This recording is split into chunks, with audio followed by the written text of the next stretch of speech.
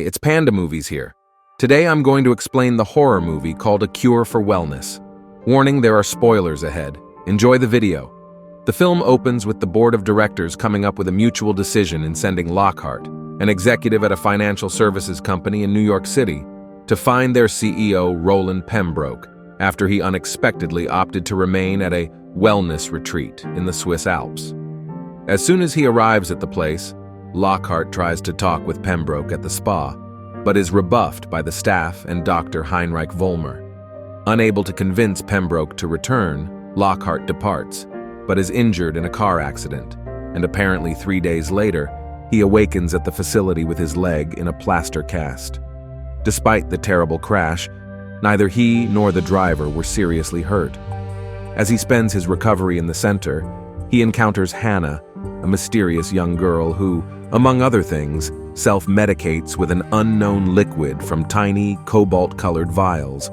The longer that he stayed in the place, the more he grew interested with the history of the spa by patient Victoria Watkins and locals of the surrounding town. It was constructed on the ruins of a castle that belonged to a baron who married his sister in order to have a pure-blooded successor 200 years ago. He conducted horrifying experiments on the peasants to discover a cure after learning she was infertile. Eventually he was successful, but the villagers seized the castle and set it on fire when they discovered the haphazardly buried bodies of his victims. The baby was removed from the pregnant baron's sister's womb before she was burned.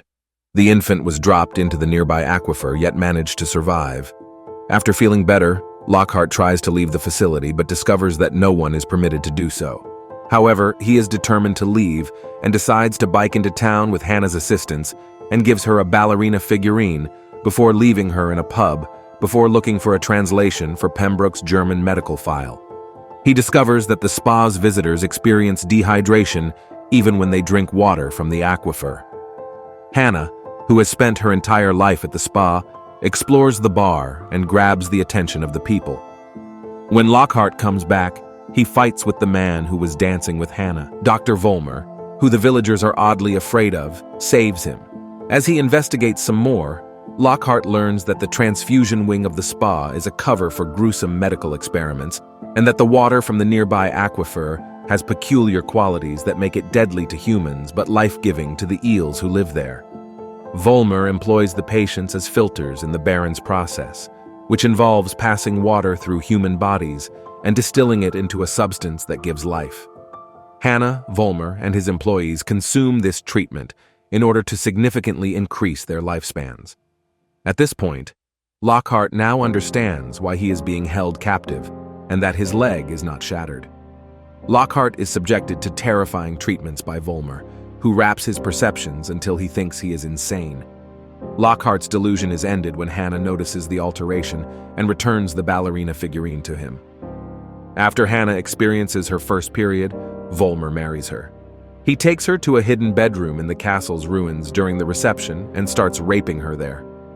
When Lockhart breaks into Volmer's office, he learns that Hannah, the infant who was thrown down the well, is his daughter, and that both Volmer and Hannah have been maturing very slowly as a result of the treatment. This knowledge prompts Lockhart to confront Volmer in the bedroom. Volmer's visage is shown to be a mask covering his horrifying burns during the next combat. Volmer defeats Lockhart after he attempts to set Volmer and the castle on fire. By killing her father, who sinks into the aquifer and is devoured by eels, Hannah saves Lockhart. As the center burns down, Lockhart and Hannah flee on Hannah's bicycle and collide with a car carrying Lockhart's employers who had come to pick him and Pembroke up. After informing his superiors that Pembroke has passed away, Lockhart is told to get in the car with Hannah and drives away while weirdly grinning.